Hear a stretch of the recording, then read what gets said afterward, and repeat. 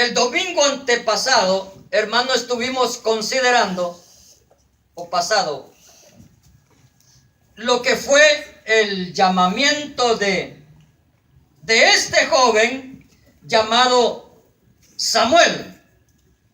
Y estuvimos viendo acerca de lo que era el estado espiritual en que se hallaba Israel delante de Dios, y el estado espiritual también del sacerdocio, que era el que ministraba delante de Dios. Y en ese tiempo, en donde había un grande descuido en la casa del Señor, fue el tiempo en que Dios llamó a Samuel. Y lo llamó desde su juventud para que ministrase delante de él.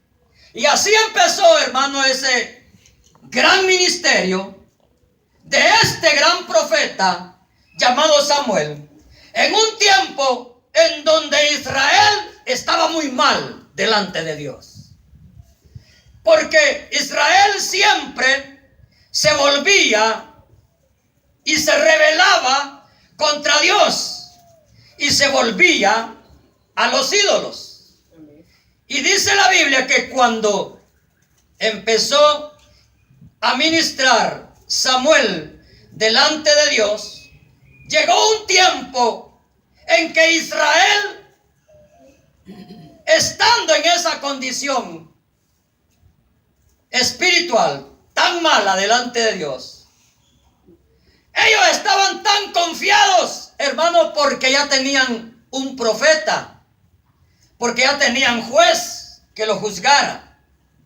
Y en aquel tiempo en que Samuel estaba ministrando delante de Dios a Israel, en ese tiempo dice la Biblia que salió Israel para encontrar en batalla a los filisteos. Salió a pelear y acampó, dice, en un lugar allí, y se llegaron a enfrentar contra los filisteos. Pero dice la Biblia que los filisteos presentaron batalla. Oiga, los filisteos presentaron batalla. O sea que no se atemorizaron de Israel. No le tuvieron miedo a Israel. Sino que dice la Biblia que presentaron la batalla a Israel. O sea que aquella pelea fue dura, hermano. Fue sangrienta aquel combate, donde Israel pensaba que iba a poder dominar a sus enemigos, pero sus enemigos presentaron batalla contra ellos. Amén.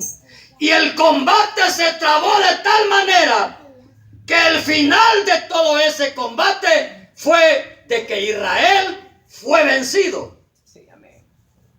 Israel fue vencido en aquella oportunidad delante de los filisteos. Y dice la Biblia que los filisteos hirieron en la batalla, en el campo de batalla, hirieron a 4,000 hombres del pueblo de Dios.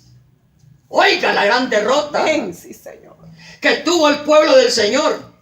Hirieron, dice, 4,000 hombres.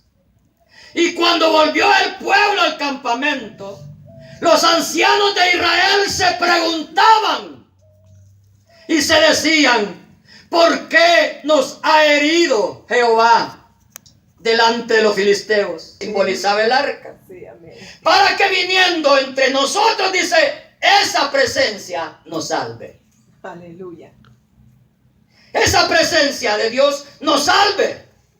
Y envió el pueblo, dice, hasta Silo, donde estaba el arca, y trajeron de allá, el arca del pacto de Jehová de los ejércitos, que moraba entre los querubines, y los dos hijos de Ofni, de Eli, Ofni y Finés, estaban allí con el arca del pacto. Pero Israel no se esperaba lo que venía después.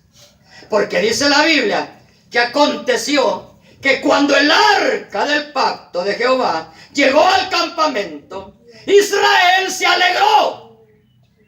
Oiga, Israel se alegró. Porque Amén. ¿quién no se va a alegrar con la presencia del Señor? Gloria a Dios. Aleluya. Y dice que Israel se alegró y dio gritos de júbilo, Gloria al Señor. de alabanza. Aleluya. Todo Israel dio palabras de júbilo. Y dice que la tierra tembló.